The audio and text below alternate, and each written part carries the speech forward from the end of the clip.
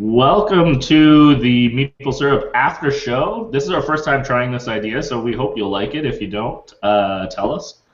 But we're just shooting this right after our amazing conversation with Jeremiah and Emmanuel, and they might pop back in on this. We're not sure.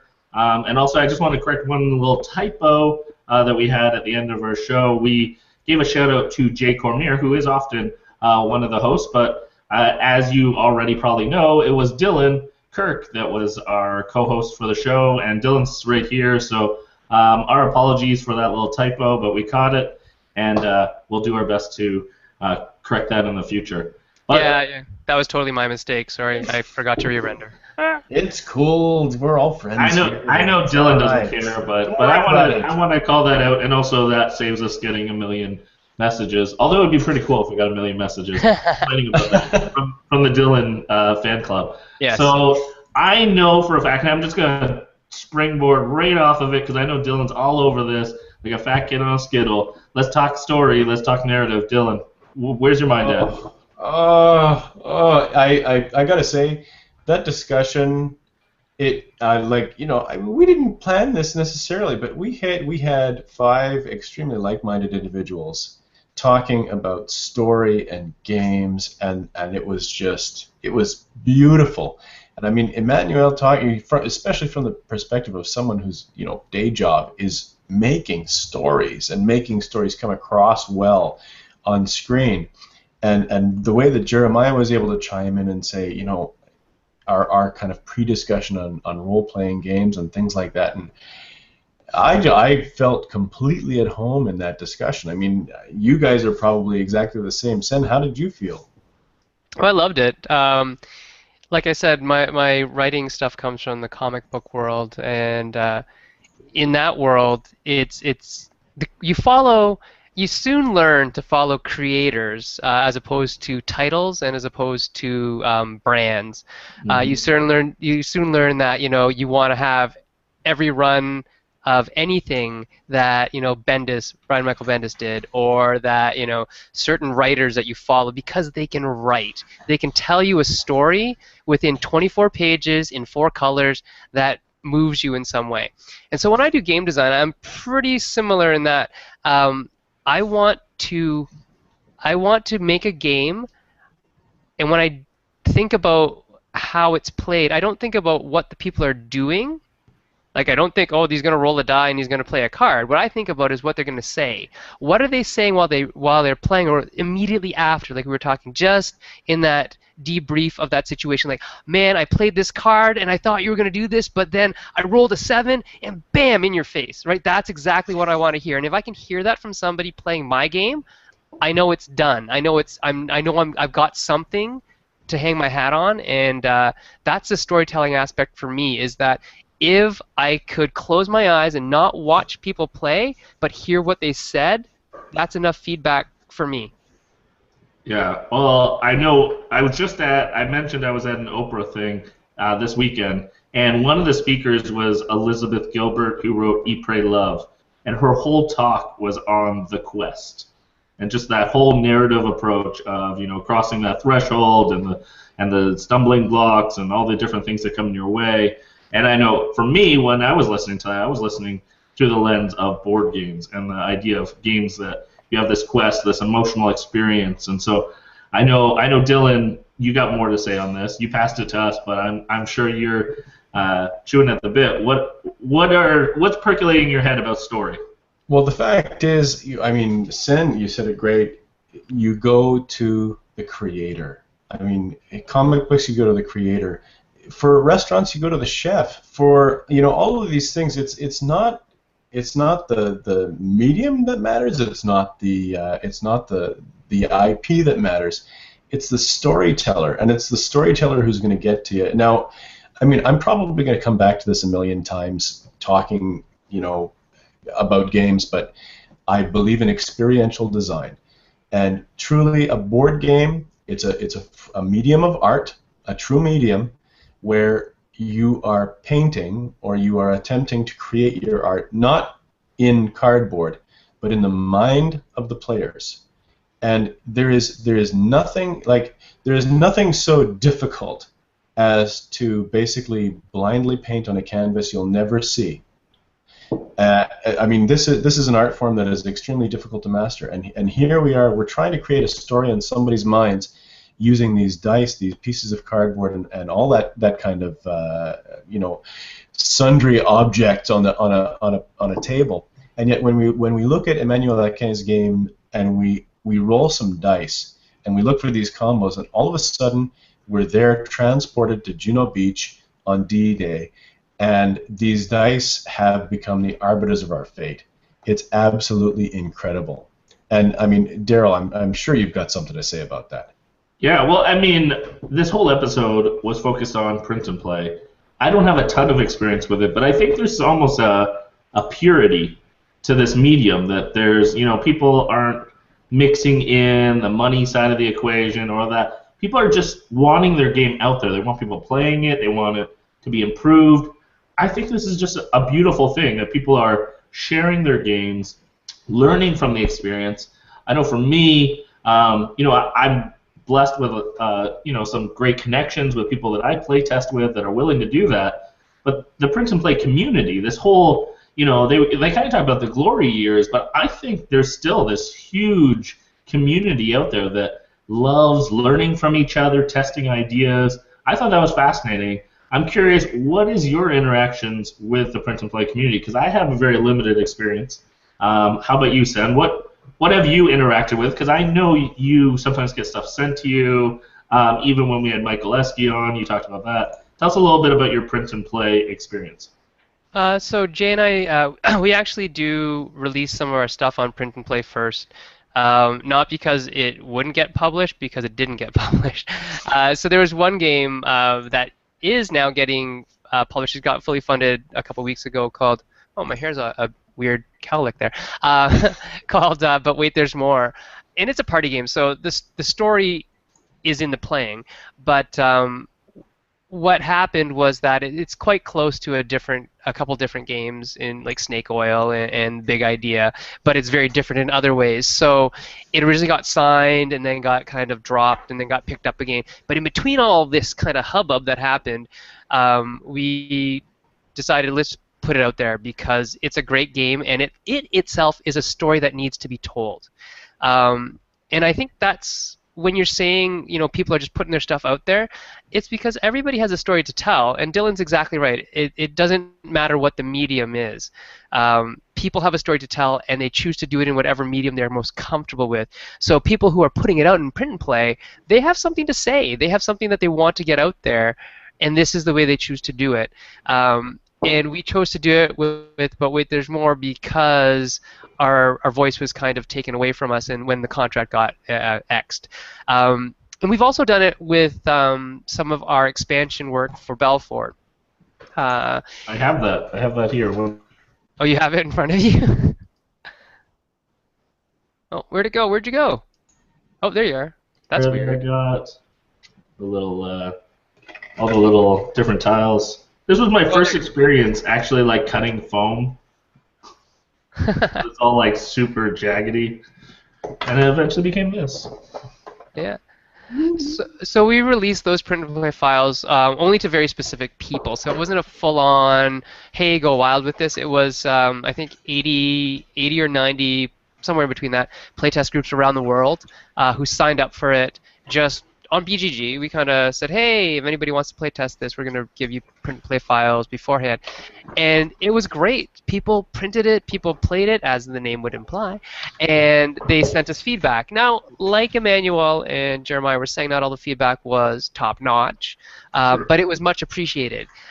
Even when players who are not super experienced giving feedback, even when they're not designers and looking with designers' eyes at the game, their feedback's still valid, and I think that's one of the biggest benefits about playtesting, or sorry, print and play games, is that you get your stuff out there. You get to learn how people react to your story. Do they interact with it well? Do they want to tell their own story with your story, like many people have done when they modified Zimp, Zombies in My Pocket?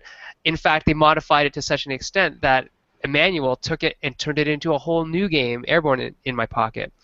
I thought that was hilarious. I had no idea that, like, when we booked them, I had no idea that was the connection. Oh, really? Yeah. Wow. Yeah, when they said that in the pre-show, I was like, oh. They're both in my pocket. I mean, They're both in my pocket, but I don't know. I just was not putting that connection together. Seriously, Daryl, is that airborne in your pocket, or are you happy to see me? But seriously, like I wanted to talk actually a little bit about IP because, okay, in my days, from 2006 on BGDF, and I got to give a big shout out to my BGDF brothers, Ariel, it's absolutely, and David, absolutely incredible kind of society that we had there of game designers all testing our designs against one another.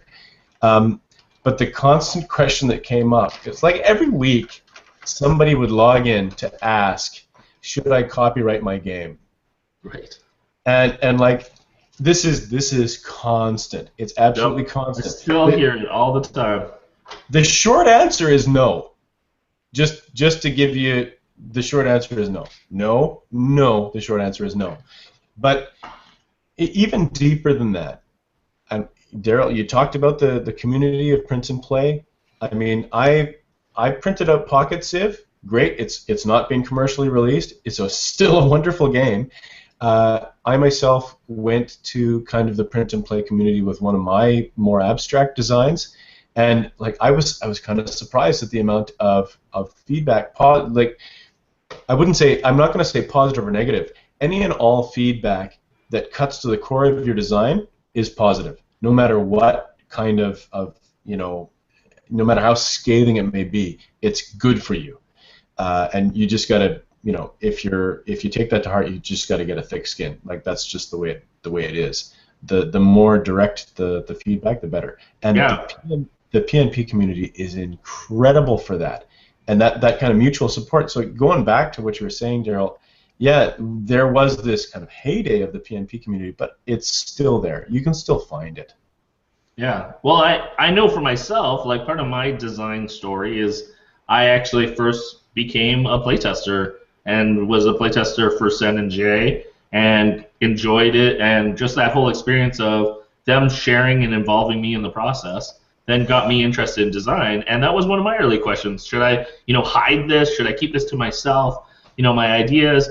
And Sen introduced me to this idea of, no, throw it out there. Why don't you give kind of the pitch that I'm sure you've interacted with this question often. Why is it good for people to share their games with other people? Well, it's exactly what Jeremiah said. The idea behind sharing your games is to get feedback, but also for it to fail. And that sounds really kind of non-intuitive or anti-intuitive or whatever the word would be. But the fact of the matter is that nothing you make is perfect the first time, pretty much. There may be that weird random case where it is. But in general, everything sucks. And the only way you find out that it sucks is by exposing it to external forces. So anybody who follows my Facebook and would have read today's, my friend Mags, who's a great writer herself, has asked me to do the 3 things I'm thankful for every day. And one of the things I was thankful for today ties into this, which was my teachers. So my enrichment teachers, Marlene Sarter, who's my favorite teacher in the world, love her to death, and she's awesome. She said when I was, I believe, in grade 6, she said, you never finish anything, Sen, because you can finish it in your mind, and it's more perfect in your mind than you're ever going to make it on paper, so that's why you don't finish anything. And it wasn't until about 5 years ago when that kind of struck me in the head and said, oh, she actually gave me the secret to success like 25, 30 years ago, and I just didn't understand it until now, putting it into the context of game design. And P&P allows you to do that. Print and play allows you to just put it out there in the wild, let it become something else. It's a process. It is a iterative process, and it's a loop of feedback where you tell me something, I filter that feedback, I make it into something a little bit better, and every time I remake or iterate that game, I just need to make it a little bit better. I don't need to make it from 0% awesome to 100% awesome. I need to make it from maybe 50% awesome to 55% awesome. Everything can stand to be just that 5% better. And that's actually my kind of saying is I ask everybody when I'm asking for feedback is, okay, what would make this game 5% better for you? Not how do you make this 5% better, but what would make it better for you? Because I want your experience. I want you to play this game. I want you to tell your story. I want you to tell me the story of this game someday. And if you can tell me that, you know, I did this, and did this, and it only took me 15 minutes, and it was awesome, that's great. And then I know that from your feedback that it was too long. And it's putting it out there to be dissected, to be ripped apart. You have to basically murder your darlings. As the saying goes, you have to let your babies grow up, and you can't coddle them. You have to put them out there in the world. And like I said, print and play is just one of the many ways to do that. Now there's a lot of other options, but back in the day, back in like 2006, this print and play is probably the only real way to do that that would get you what you needed. Oh, just a quick question. When you were giving shout-outs, Dylan, was that to David Short? And No. Who was that to? Ariel Sion and David Tomei.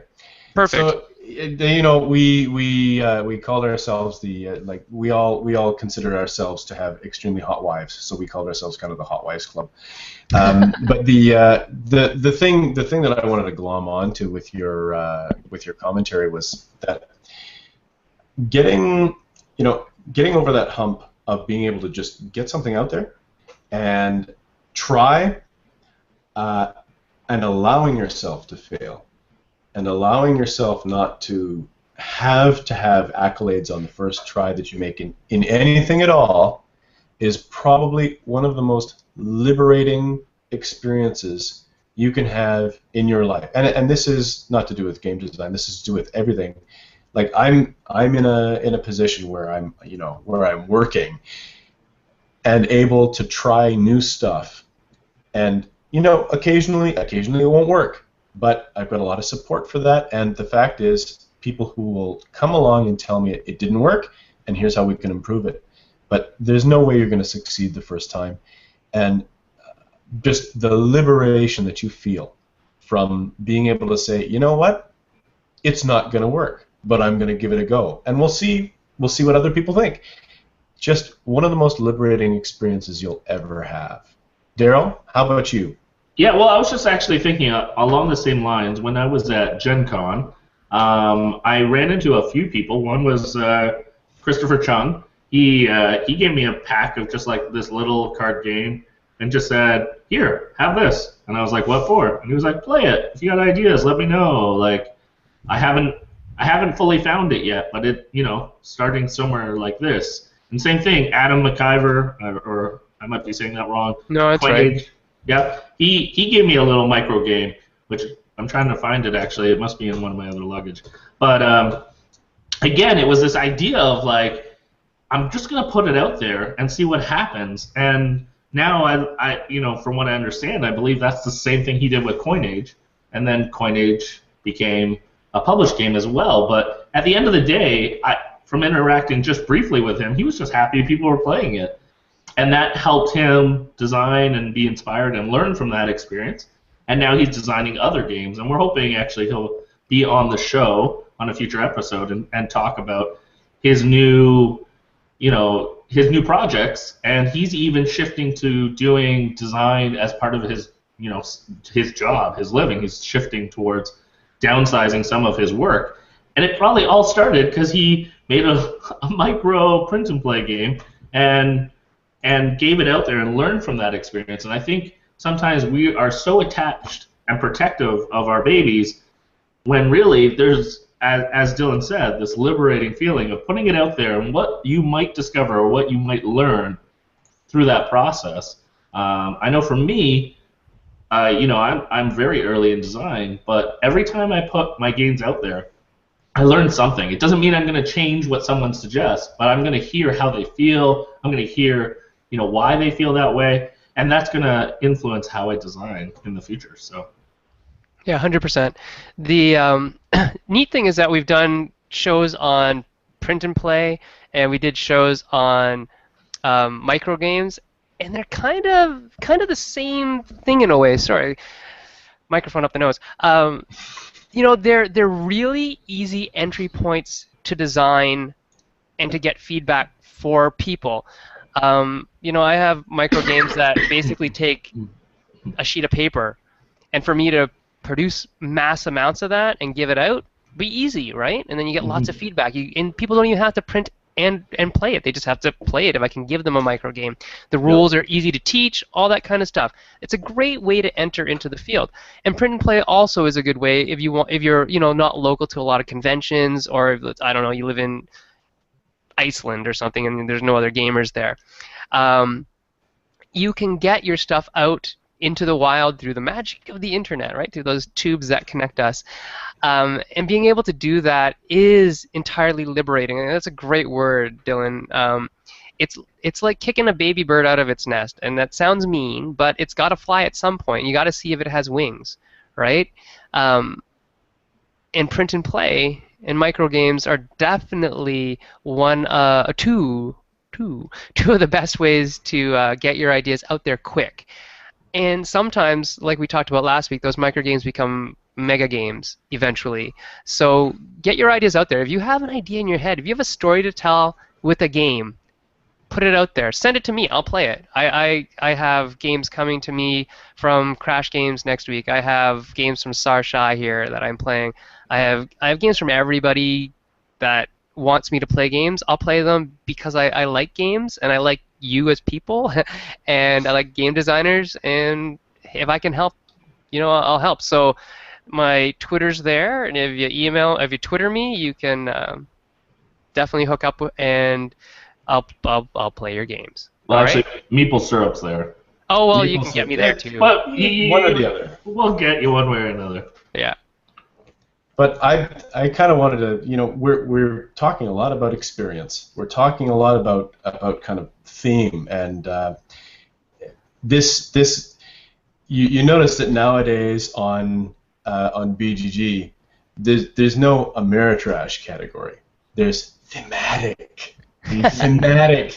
games. It's like a subculture has devolved, designed its own politically correct terms for Ameritrash games.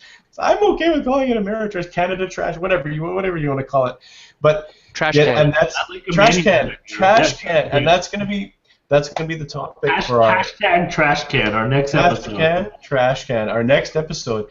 So all of the theme, the feeling, the highs, the lows, the emotion. That's kind of what this plays to. I mean, being able I said on the first time that I was on the show, just playing pocket battles with my son, and hitting him with the heaviest infantry I possibly could, and rolling a miss on every single die roll. It's, you're heady with the possibility of routing his left flank, and then all of a sudden your dice fall down and they're all ones or whatever, and it's those highs, those lows. It's just that's Ameritrash to me. It's that absolute. There's a story there. You have in some cases no idea where it's going to go, but it's awesome all the way. Totally. And who are we going to be talking to? Oh, we're going to be talking to Eric Lang. He of Chaos in the Old World, he of XCOM, the board game, Arcadia Quest, Chaos Ball, all that kind of stuff. And we're also going to have our pal Gavin Brown, who has done a lot of artwork, some artwork for me, in fact, and is a wonderful game designer in his own right, and is now moving into the field of publication. Both of them, this is the coolest thing, actually, that I just made this link today. It's like, how did we not think about this before, other than the fact that we're all going to be Canadian and we're going to talk about Trash Can. But both of them are now, both Eric and Gavin, their next games, or some of their next big games, are emulations, I guess, or translations, or I guess we could call them ports, to use the terminology. Yeah, they are ports of video games back into board games. Yeah, I love that. I love that. So, yeah, Eric's doing XCOM, and it's totally not like XCOM, the squad-based tactical game. that I grew up with and loved, which is really weird. It's weird that it's not, but it's very cool that it isn't as well. And it's also tying in a lot of technology, which is neat. And then Gavin and Matt Tolman, who did Undermining, are doing yet another mining-related game. They are doing the board game version of Super Motherlode, and that looks amazing. They hired some other artists from Canada. Gavin's going to be publishing it under the Roxley banner. Roxley, big thumbs up to Roxley. They did our logo. I was just gonna say we need to make sure we give them a shout out. Oh, I give them a shout out every credit roll. Their logos on our credit roll. But yeah, it's just really neat how there are games coming back to board gaming from the video game land, and vice versa. You know, obviously there's video games that are made from board games, and then there are apps that are video games that are board games. So there's those three things. But next week, Coming home, baby. They're coming home.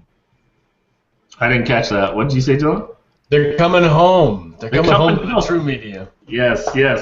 Going cardboard. That's my medium of choice. So I'm excited about our guests. If anyone has questions or suggestions, topics you want us to talk about, please send us your questions. We love to get our viewers involved. Again, we have Eric Lang speaking to us. One of the rare times he's actually in Canada because he does a lot of travel. And then as well, Gavin Brown, who, as mentioned, you can find his stuff if you look up Roxley Games, but you can also find one of my favorite games, two-player games, is Jab. So he's also credited with that. So if you have time, please send us a question or interact with us. Also, we're looking for feedback. We're 3 episodes in, and we want to keep making the show better, but we also want to make it better for you, not just our ideas. Just like a good play tester, we need to hear from you and then discern from there. So thanks for watching. Let's keep playing games, designing games, and sharing those ideas with each other. Have a great night.